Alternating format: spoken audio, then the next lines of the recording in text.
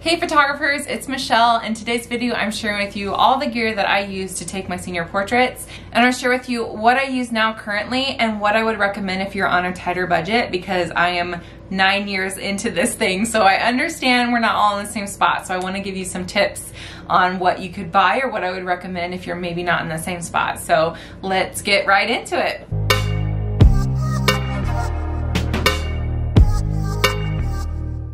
So first, I'm actually a huge advocate that the best gear that you could ever have is knowledge. And by that, I mean knowledge of lighting, of posing, of composition. Because if you understand that, then you can pretty much use any tool to produce good photography.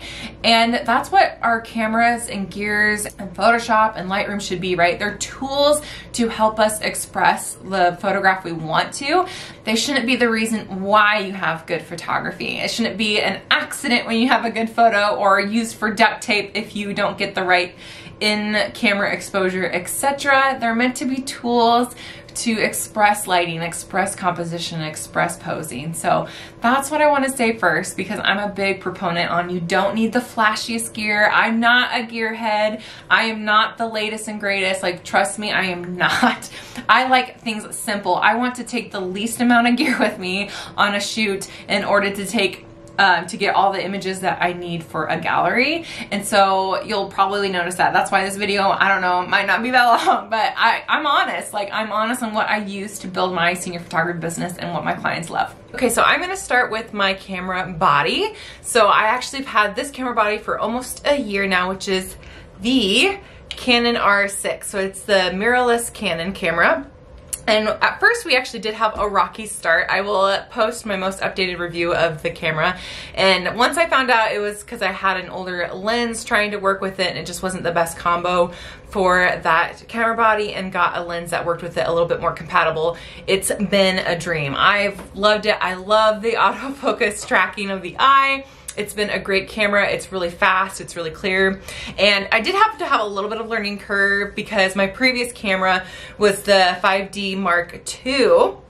Canon, of course, and it just, the coloring on the back end when the editing, it is a little bit different. So if you've noticed that with the mirrorless cameras, they are a little bit different than the Mark line, but still very good. So I love the Canon R6, and like I said, that 5D Mark II was a workhorse for me for years.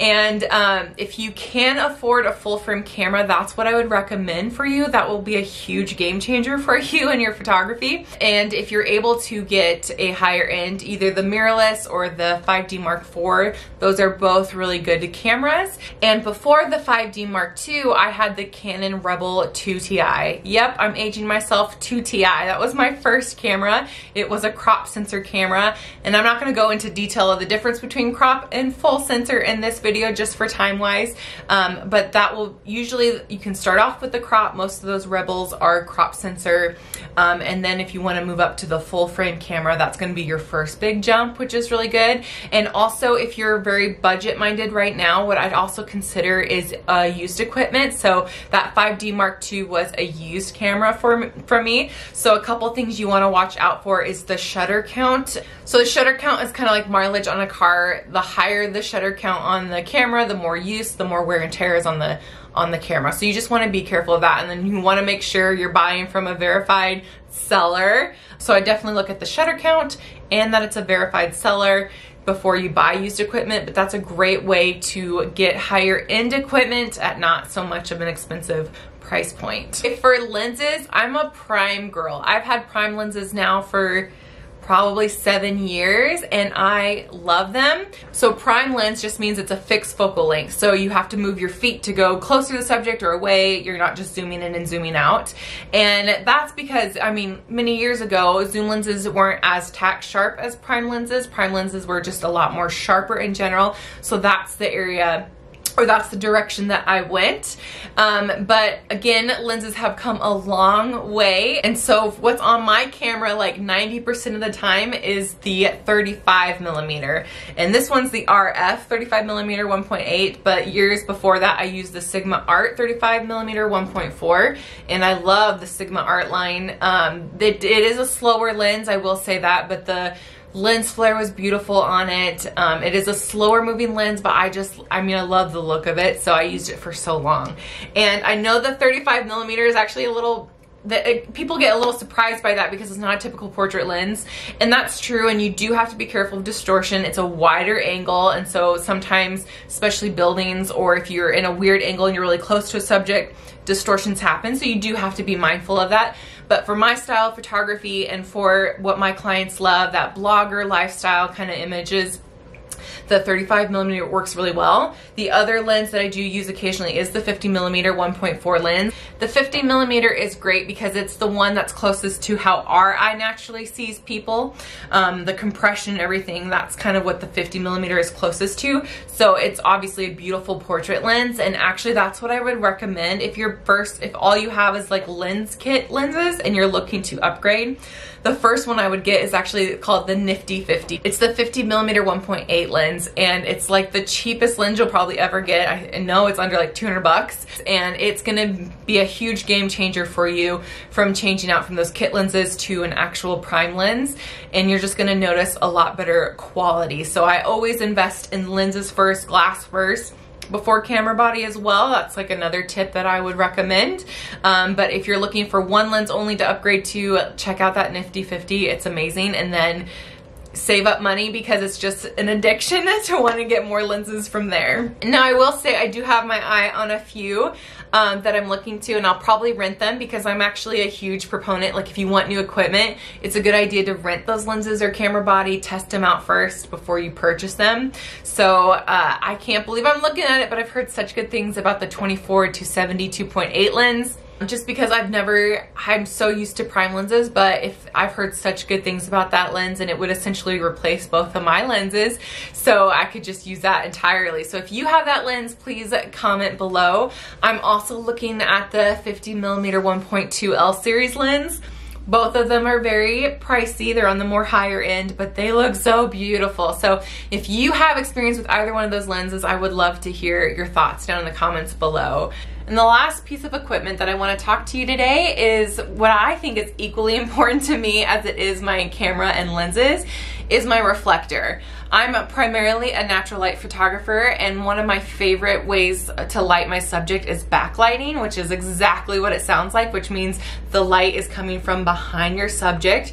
And so if you don't have any way to bounce light back into your subject, it can get really dark, or you're really gonna have to overexpose the background in order to have proper exposure for the face. So that's my first tip. If you are trying to have backlighting and you're having struggles with it and the subject's so dark, I always expose for the face. Always expose for the face, and if things get out, like blown out of highlights, that's fine for me. My priority is my subject.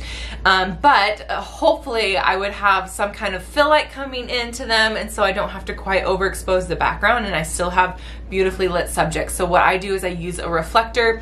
I love a big reflector too, because the bigger the reflector, the more light that's gonna bounce onto my subject and be really soft, versus like if you think about a flashlight where it's really narrow and the light is really harsh. And then you think about like the moon. The moon is a giant light source, right? And it's really soft. So the bigger the light source, the softer it's gonna bounce or reflect onto your subject. So I use the 50-inch Westcott 5-in-1 reflector. And so it has a silver side, a gold side, white, black, so you can block out light, and it's got a diffuser. So if you wanna also block out light, but not all the light. So I primarily use the white just because I like the way it looks on skin tones. I've sometimes used the silver if it's really shading cold, and sometimes that gives a little bit more life into the skin. Sometimes I've used gold with water shots, but in general that gets a little dicey, and I'd rather just have beautiful even skin tones for my style of photography. So I like to use the white side, and I literally put it in front of me, or I'll have mom or whoever's with me in the session hold it for me. I'll tell them where to hold it, and it literally just has the sun come and bounces into the reflector and back into the subject, and it gives for a beautifully like fill light, and it just fills in those shadows in the face, makes it a little bit better. And again, I can better properly expose for the background as well when I have a little bit of light coming into the subject. Now reflectors are already really affordable. I think they're like I think the 50-inch is like 50 bucks or something like that, and in the world of photography that is cheap. But if you are really bootstrapping it, I promise I'd give you cheaper options. You could literally go to Target Target or Walmart and get like a $2 poster board, like a foam board that's white, and bring that, and it would work just as well. So that's a tip for you. I've used it before, but obviously I prefer the reflector. And then also you can fold it up again, which makes it really easy to use and bring along with you. So I wasn't lying when I said I like things simple and streamlined. If all I had to go to the shoot was one lens and I had to only bring a couple pieces of equipment with me, I'd bring my camera body, which is the Canon R6, my 35mm lens, and my reflector, and I could photograph an entire senior session with that. So I hope that was insightful. Let me know down below what your favorite go-to lens is, because I feel like photographers, we always have that go-to lens that's like mostly on our camera, you know, 80–90% of the time. And next week I'm so excited because we're talking all about senior model teams.